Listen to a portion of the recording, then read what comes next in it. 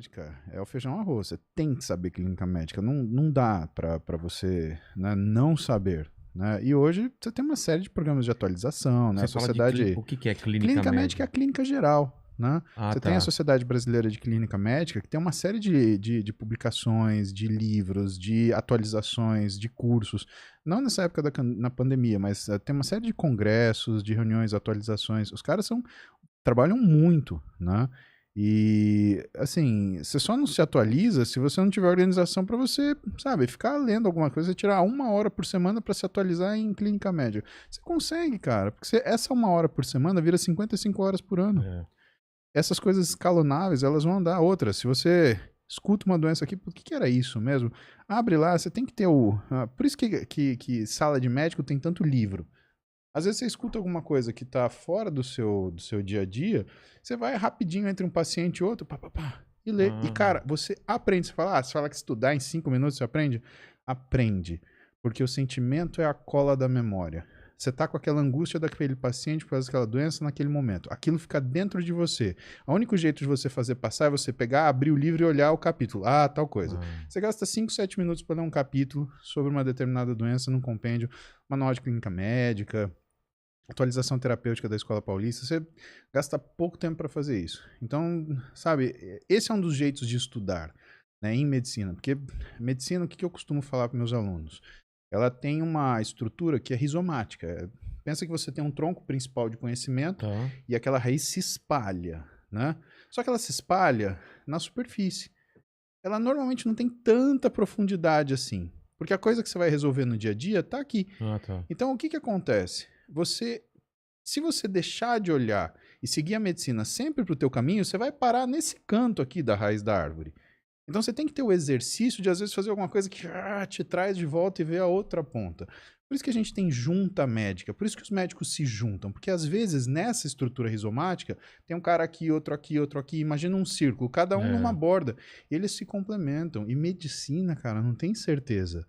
O único médico que tem certeza, infelizmente, é o patologista, né? Que a hora que o paciente, né? A hora que morreu, você faz o exame e você fala, ah, olha, causa Era. mortes e tal. A gente fala que o patologista sabe de tudo, pena que é tarde demais, né?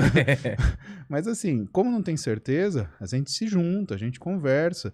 E é uma das coisas que, né, eu acho que nessa pandemia também foi entendido muito errado na medicina. Eles cobraram da medicina uma certeza que a medicina não dá. Por isso que a medicina é É, exercida todo com mundo com a pressa, cautela. né? Não, e aí? O que que é pra gente fazer? É uma coisa que nunca a gente tinha passado, né? E quando a gente respondia com cautela, as pessoas achavam que a gente não sabia, ou que a gente era incompetente, ou que a gente não queria falar, ou que isso é uma. Como é que fala? É um complô da É. indústria farmacêutica. Não existe nada disso, cara. O médico, ele é responsável. Né? Tá no nosso. Não O pode. juramento do O achismo médico. é perigoso, né? E o juramento do médico é o único que se autoamaldiçoa. Se você vê o final, né, do juramento de Hipócrates, e que se eu fizer ao contrário, né, que todo mal me suceda. Ah, é? Né? Sim. Uma das coisas, primeiro, primo non nocere, né? Primeiramente, não lesar. E a gente sabe que, às vezes, uma opinião que você dê sobre uma coisa que você não tem o domínio completo pode criar um mal entendimento e pode ameaçar a vida das pessoas. É. Né? Então, pra gente que é médico, às vezes a gente via briga de jornalista com político. Eu falo, cara, isso é um perigo, cara, pra saúde. Isso é um perigo, né? O que eu quero ver os médicos, sabe, falando mais sabe, é uma questão, né, se você gosta dessas frases polêmicas ou dessas coisas polêmicas, termos polêmicos, né, lugar de fala. Deixa a saúde pro médico, cara. É. Esse é o cara que, sabe, quando a coisa apertar, você vai correr. E tanto é assim que todos os meus pacientes têm o meu telefone, porque se apertar, cara, me liga, eu tô lá. Se você não pode, até em situações drásticas, traumáticas ou tenebrosas, você não pode fazer nada, você ainda pode consolar, você pode confortar. É. Você pode pegar na mão do seu paciente e falar, tô contigo. Você tem duas certezas na vida. Você vai vir para a vida na mão de um médico, você vai embora na mão de outro. E sabe, Vilela, isso é uma coisa que eu respeito demais da minha profissão e é uma coisa que eu pago um preço alto. Por quê? Porque quando chegar a minha hora, eu vou saber que é a minha hora. Isso não é um conhecimento que qualquer um quer. É. Com certeza não. E você vai saber por quê? Por causa dos indícios, Você dos vai exames. saber, Você sabe, né? simplesmente, você sabe, né? Talvez isso me dê a chance de me preparar. Mas, cara, quem tá preparado pra acabar? É. Né? Você não pode temer a Você morte, já mas pensou sobre isso?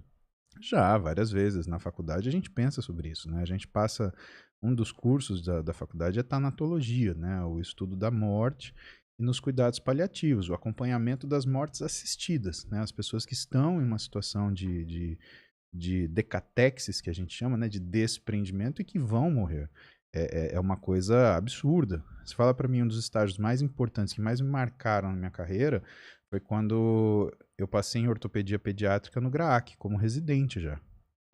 Quando você vê uma criança falar pra você como um adulto, porque ela teve que amadurecer em meses e entender o que é morrer, aí você vê que a juventude foi perdida. Eu quase desisti da faculdade. No 5º ano, ou no 4º, ó, a Siri tá curiosa Ó, também. tá. No 4º, no 5º ano, eu tava no estágio de pediatria, e pediatria era uma das coisas que eu queria fazer quando eu entrei na faculdade, porque eu gosto de criança, né? Eu me divirto com a criança. E eu acho que é uma comunicação que pro médico é muito boa, porque é uma comunicação 100% verdadeira. É. Nem sempre o paciente conta tudo pra você.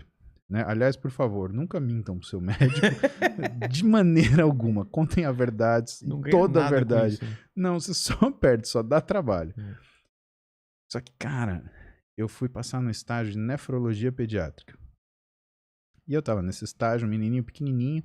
Ele tinha seus 9, 10 anos, mas por conta da doença renal, ele parecia que tinha 5, 6. É um negócio bárbaro, assim, de assustador, assim. Aquilo mexe com você. Isso já mexia comigo. E aí ele falando pra mim, brincando, tio, você parece o bonequinho do fulano de tal, tarará, tarará. Aí eu falei, é isso mesmo, é por isso que eu faço exercício. Será que o senhor não me dá um? Eu falei, olha, é que eu não saio muito, eu só fico aqui, mas se eu encontrar, aí eu trago pra você semana que vem. Esse menino virou pra mim e falou assim, tio, é que eu acho que semana que vem pode ser que eu não esteja vivo. O quê? Vilela, eu Meu saí daquela merda, daquele hospital. Deus, cara. Aonde que é a porra da loja de brinquedo mais próxima? Porque eu vou trazer pra esse moleque todas essas porras desses bonecos dessa coleção. Fui pra casa, chorei. Não vou fazer mais essa merda, não quero mais ver isso. Caramba. É assustador. Você pode assistir qualquer filme de medo. E ele falou Você vê como isso? Aceitando. Tranquilo. Tranquilo. Você tem o que a gente chama de 4 estágios da agonia. Né? A primeira coisa, você tem a raiva, né? Você entra em ira, depois a negação. Não, isso não pode estar acontecendo comigo. Depois a barganha. Não, mas se eu fizer isso, eu tenho de volta. Descobriu que está com câncer, larga o cigarro na mesma hora, muda de religião, abraça um trem, corre pelado no meio do mato. Né? E por final a decatexis, que é o desprendimento. Onde você entende que realmente... É aceitação? Exato. E essa aceitação, né, muitas vezes você vê o paciente nessa situação.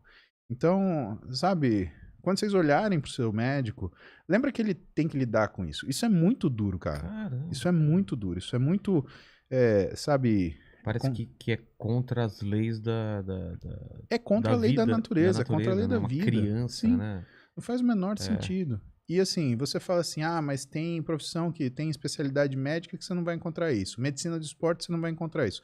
Aí que você se engana. Medicina do esporte, a gente vê muita gente que acha que é saudável. Porque vai treinar. No consultório a gente faz pelo menos 2 diagnósticos de câncer por mês. Caramba. Você vai investigar a pessoa, você olha uma coisa meio esquisitinha, você vai seguir lá, pum, câncer de tireoide, pum, câncer de cólon. Aparece, cara. Aparece.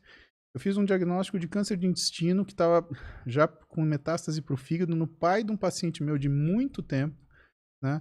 Ele estava bem, falei, você não dá uma olhada no meu pai tá querendo voltar a treinar, ele é novão, um cara sensacional, gente boa pra caramba, falador, papapá. Aí, cara, o senhor já fez um check-upzão?